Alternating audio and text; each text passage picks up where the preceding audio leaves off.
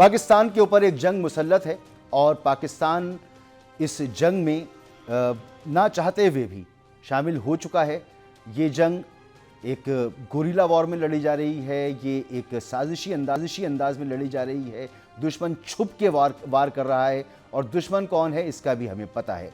تو آج افغانستان کے ساتھ، انڈیا کے ساتھ امن ہوگا یا جنگ؟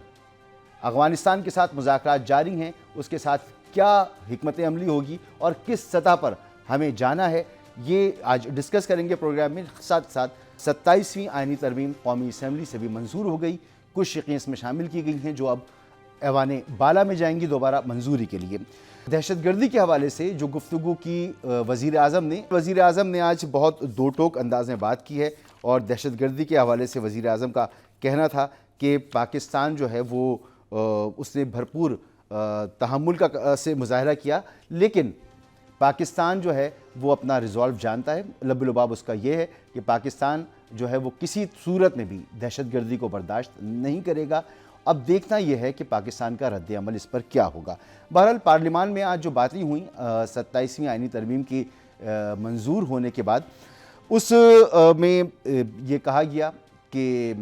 ایک مرتبہ پھر حکومت کی جانب سے، حکومتی اتحاد کی جانب سے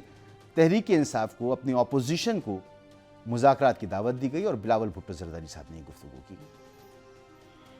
صاحب محنت کر رہا ہے، جو ڈیلیوری بھی کر رہا ہے، لیکن جب تک سیاستدان اپنے قسمت اپنے ہاتھ میں نہیں لیتے، جب تک سیاستدان خود اس ہاؤس کو اور ایک دوسرے کو وہ احترام اور عزت نہیں دیں گے، تب تک جناب اسپیکر نہ یہ ہاؤس ویسے چلے گا، نہ یہ ملک ویسے چلے گا۔ میں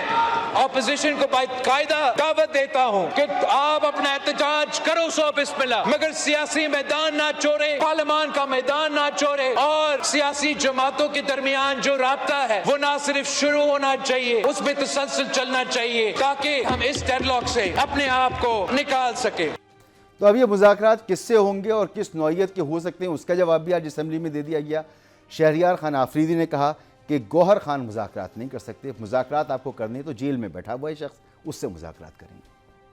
آپ ڈائیلاگ کرنا چاہ رہے ہیں، ضرور ویلکم، ہم نے ویلکم کیا، لیکن بیرسٹر گوہر صاحب سے نہیں، وہ تو آپ کی کسٹڈی میں، شو کریج اینڈ گریس، بات کریں ان کے ساتھ، وہ بڑے دل کا وہ مرد مجاہد آپ کو ویلکم کرے گا، وہ ذات کی بات نہیں کرے گا، وہ ہمیشہ پاکستان کی بات کرے گا۔ اور جب محمود خان اچکزئی کے پاس مائک آیا تو انہوں نے جو گفتگو کی وہ بھی ذرا سن لیجئے۔ ہم نے اس کو نہیں ماننا، اس کو ہم نے پاڑ کے چلا جانا ہے۔ ہم اس ملک میں ایمان کی بالادستی چاہتے ہیں، ہم اس ملک کے عوام کی حکمرانی چاہتے ہیں، ہم اس ملک میں غریب انسانوں کے لیے جینے کا حق چاہتے ہیں۔ جناب اسپیکر آئیں اکٹھے، یہ 5 نکات میں نے آپ سے کیے جناب اسپیکر، ان پہ دستخط کر دیں، 4-5 مہینے کے لیے نیشنل گورنمنٹ بنائیں، ایک اچھا الیکشن کمیشن تشکیل دے دیں، الیکشن کروائیں، کوئی آسمان نہیں گرے گا، لیکن پاکستان سموتھلی چلنے پہ آ جائے گا۔ آپ سے اس لیے بات نہیں ہو سکتی کہ آپ ٹرو ریپرزینٹیٹیو نہیں ہیں، آپ سے اس بات پہ بات ہوگی کہ جو مینڈیٹ آپ اس کی واپسی کا ذکر کرو۔ تو اب یہ ہارڈ لائنز ہیں، دونوں طرف ہارڈ لائنز ہیں، تو مذاکرات کیسے ہو سکتے ہیں، کہاں ہو سکتے ہیں، یعنی یہ جس ٹرم اینڈ کنڈیشنز پر بات چیت کی کوشش ہو رہی ہے یا جو آج سامنے آیا ہے، یہ تو مشکل لگتا ہے، یہ ممکن نہیں لگتا۔ بہرحال 27ویں ترمیم پاس ہو گئی، اس کے اثرات کیا ہوں گے، ملک میں سیاسی استحکام کی ضرورت ہے، وہ کس طرح سے آئے گا، اور جو دہشت گردی کے خلاف جنگ ہے وہ ہم کس طرح سے لڑیں گے اور کس لیول پہ جا کر ہمیں لڑنی چاہیے،